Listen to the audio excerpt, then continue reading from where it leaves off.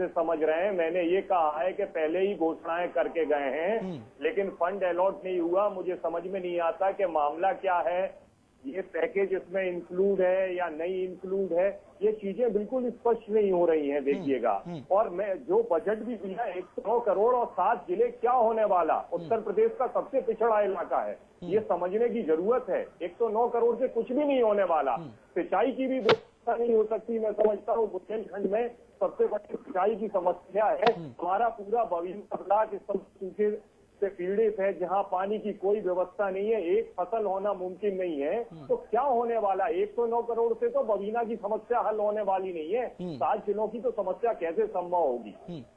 बिल्कुल सिद्धार्थ जी, यहाँ पर बुंदेलखंड की समस्या पर अगर नजर डालें तो ये आजकल की समस्या नहीं है, काफी लंबे अरसे से चली आ रही है। इस तरह के बजट हमेशा ही आते हैं, बुंदेलखंड का नाम होता है, चुनाव आते हैं, बड़ी बड़े वादे किए जाते हैं, लेकिन समस्या जस की तस बनी हुई है।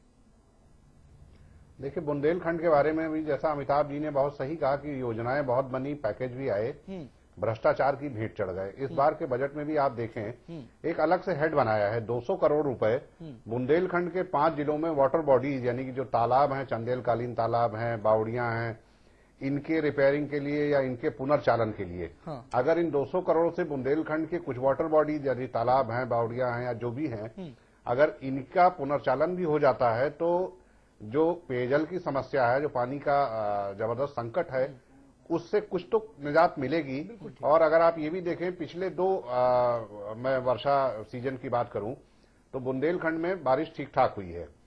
इस वजह से अब वहां का जो वाटर बॉडीज हैं या वहां जो जल संचयन सिस्टम है वो एकदम कोलैप्स कर चुका है, और पैकेज के लिए जो पैसा आया वो भी नहीं लगाया गया है। तो लिहाजा वो बिल्कुल ध्वस्त पड़ा हुआ है।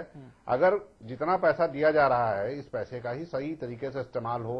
पैकेज का पहले भी पैसा है, इस बार क्या ग्राम विकास का पैसा नहीं जाएगा, आरओबी का पैसा नहीं जाएगा, स्वास्थ्य का पैसा नहीं जाएगा, पैसा तो जाएगा, ये अतिरिक्त दिया गया है। और इसके अतिरिक्त पहले का पैसा भी बुंदेलखंड का पड़ा हुआ है, जो इस्तेमाल भी नहीं हो रहा है।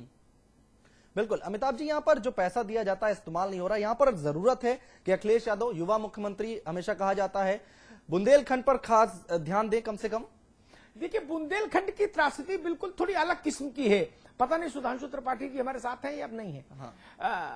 मैं उनसे कहता, बुंदेलखंड के नाम पर सियासत तो सबने की।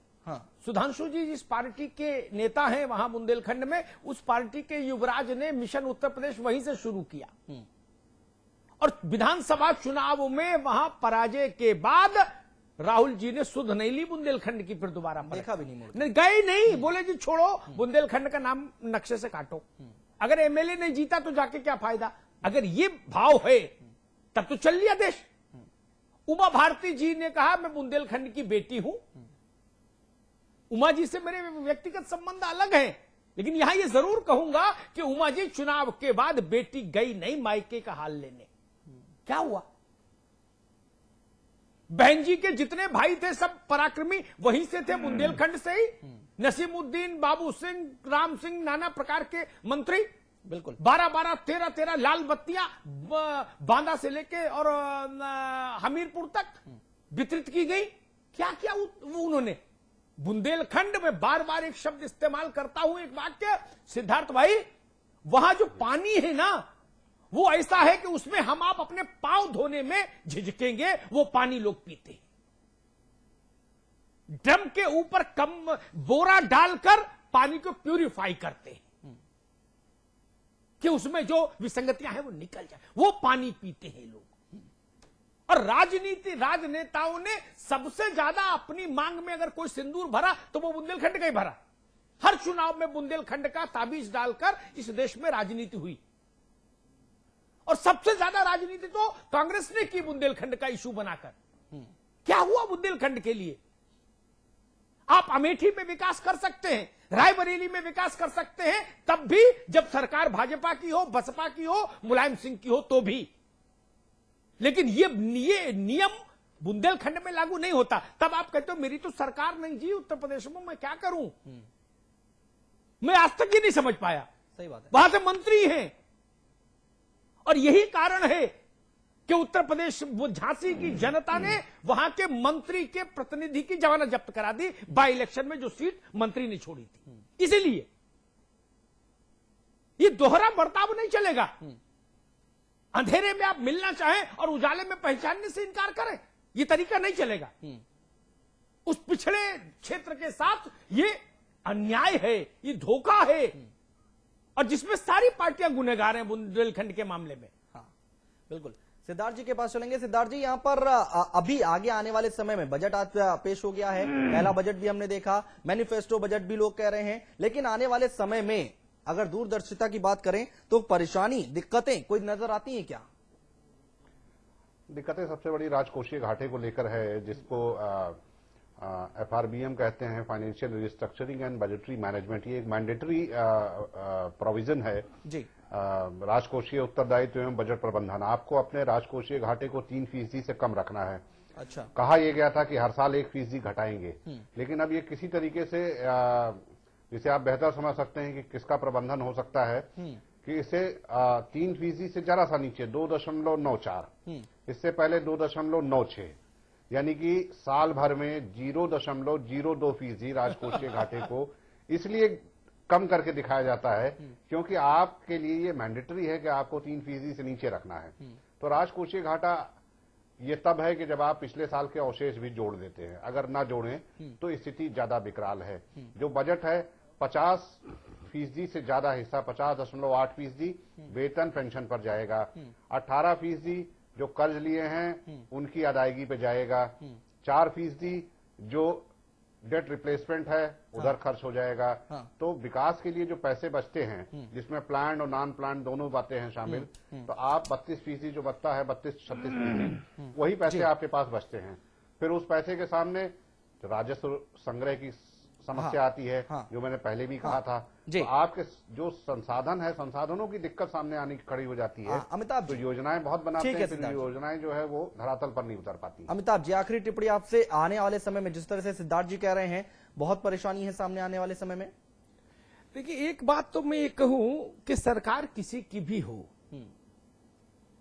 वो मुलायम समाजवादी पार्टी की सरकार हो, बसपा की हो, भाजपा की, कांग्रेस की, किसी की भी हो, मैं सिद्धांततः इस बात का पक्षधर रहा हूं हमेशा कि घोषणा पत्र को बाइबल मानिए, घोषणा पत्र को गीता मानिए।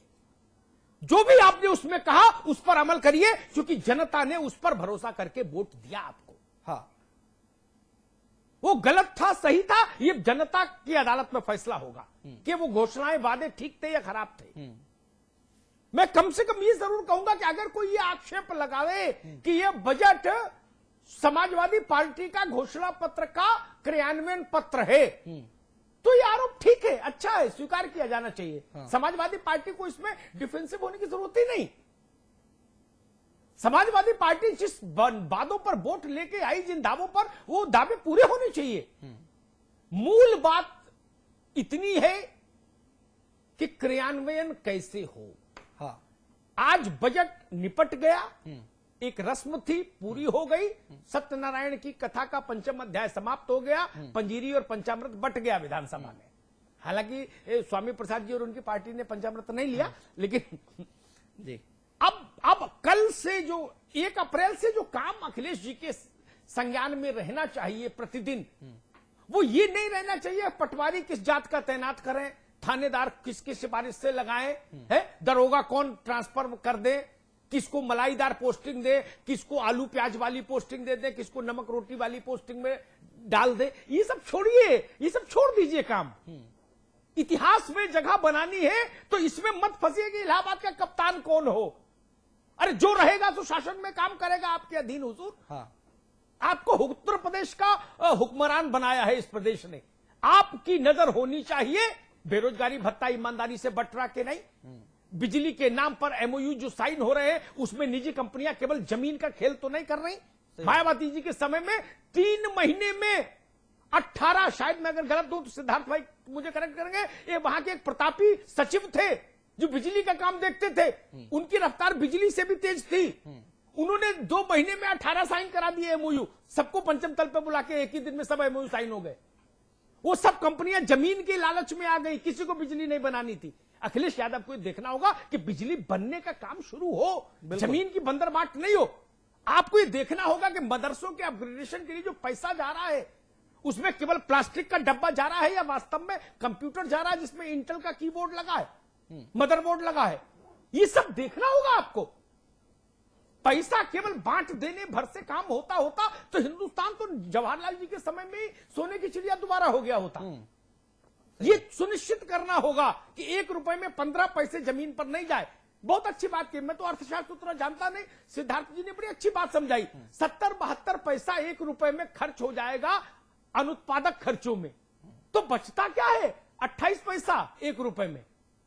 अरे भाई 28 पैसे का तो ठीक से इस्तेमाल कर लो, बिल्कुल, नहीं तो ना यूनिवर्सिटी खुलेगी ना कॉलेज खुलेगा। ये मैं कहूंगा सरकार को प्राथमिकता तय करनी होगी। हाँ। सरकार के 5 बड़े मंत्री जो अखिलेश जी के साथ हैं, उनको देखना होगा कि प्रदेश में उनकी दृष्टि कहां पर है। अगर राशन का कोटेदार कौन हो इसकी चिंता में उनको मीटिंग करनी है और पसीना बहाना है तो विकास हो लिया। हाँ। विकास अगर होना है तो इस छोटे लाभ से बचना होगा, छोटे लालच से बचना होगा। बिल्कुल, कि किसको 100 मीटर जमीन कहां अलाट कर दूं, ये राजा का काम नहीं। आप दृष्टि दीजिए, निगरानी कीजिए, आप पहरेदार की भूमिका निभाइए, तब ये जो विजन है, ये जो बजट है, ये जमीन पर उतरता दिखाई देगा। अन्यथा आप मानकर चलिए कि जनता तो वही की वही खड़ी रहेगी। उम्र दराज मांग कर लाए थे 4 दिन, 2 आरजू में कट गए, 2 इंतजार में, और ये सरकार भी वैसे ही सरकारों की सूची में शामिल हो जाएगी जैसी सरकारें पिछले 2, 2.5, 3 दशक से उत्तर प्रदेश देखता आ रहा है। बिल्कुल, मेरा निवेदन यही होगा कि बजट हो गया, 1 अप्रैल से कमर कसिए अखिलेश जी, और क्रियान्वयन इस कागज को हाथ में रखिए, इस कागज को, अपने बजट के एलोकेशन की प्रायोरिटीज के कागज को, और एक एक चीज को देखिए। आपकी जिम्मेदारी सिर्फ इतनी है, आपके जिम्मे सिर्फ एक ही काम है, बाकी सब काम बाबू कर लेंगे। आप नियंत्रण करिए, निरीक्षण करिए, निगरानी करिए, ईमानदारी सुनिश्चित कराइए। बिल्कुल, तो लोहिया ग्राम विकास योजना भी फलीभूत होगी और कृषि को भी लाभ होगा, आम जनता को भी लाभ होगा, और जब सबको लाभ होगा तो समाजवादी पार्टी को भी लाभ होगा। और अगर जा सुराज प्रिय प्रजा दुखारी, सो नृप अवस नरक अधिकारी, तुलसी ने कहा है। जनता दुखी होगी तो उसका सबसे पहला शिकार राजनीतिक दल होता है, और 2014 बहुत दूर नहीं है। हाँ, 15-14 महीने का खेल है, इम्तिहान में भी बैठना है अखिलेश जी। इसलिए आपके लिए ये और भी जरूरी है कि इस पर प्रभावी क्रियान्वयन सुनिश्चित हो। बिल्कुल, बहुत शुक्रिया अमिताभ जी हमारे साथ जुड़ने के लिए। सिद्धार्थ जी आपका बहुत शुक्रिया चर्चा करने के लिए। गोविंद पंतराजू जी आपका भी बहुत बहुत शुक्रिया। और फिलहाल बिग बुलेटिन में आज के लिए बस इतना ही। एक छोटा सा ब्रेक के बाद भी खबरें लगातार जारी है।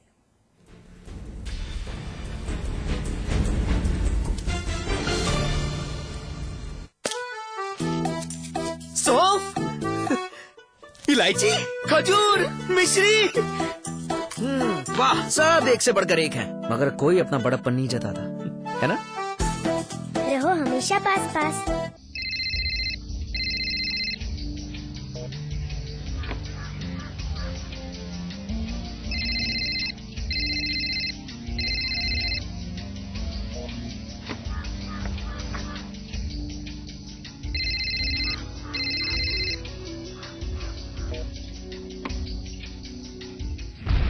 अब सहने की जरूरत नहीं। आपत्तिजनक फोन कॉल, SMS, MMS से परेशान होने की दशा में चुप न रहें। उत्तर प्रदेश समाजवादी सरकार की वीमेन पावर लाइन नंबर 1090 पर फोन करें और तुरंत पुलिस सहायता पाएं। वीमेन पावर लाइन पर फोन करने पर शिकायतकर्ता की पहचान गुप्त रखी जाएगी। शिकायतकर्ता को किसी भी थाने में नहीं बुलाया जाएगा। कॉल महिला पुलिस द्वारा उठाई जाएगी। समस्या के निदान तक पुलिस शिकायतकर्ता के संपर्क में रहेगी। लड़कियों की नई ताकत, वीमेन पावर लाइन 1090। सूचना एवं जनसंपर्क विभाग उत्तर प्रदेश द्वारा जनहित में जारी। इसमें टेस्ट है, तंबाकू नहीं। आप भी आजमाइए रजनीगंधा। रजनीगंधा। काका वो कल आ रही है। कल? अरे वाह। दादी दादी दादी, अरे दादी सुनो, वो भोल जो गाड़ी। ए काकी, वो गाड़ी भोल है रचो। अच्छा? हाँ। बच्चे क्यों भाग रहे हैं? अरे कहाँ भाग रहे हो भाई?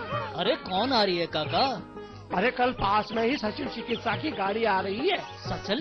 ये सचल क्या है? चलता फिरता अस्पताल। ये गाड़ी हर महीने यहाँ पे स्वास्थ्य कैंप लगाएगी। स्वास्थ्य कैंप? और इसकी जानकारी सीएमओ के निर्देशानुसार प्रधान वो ANM बहन जी देती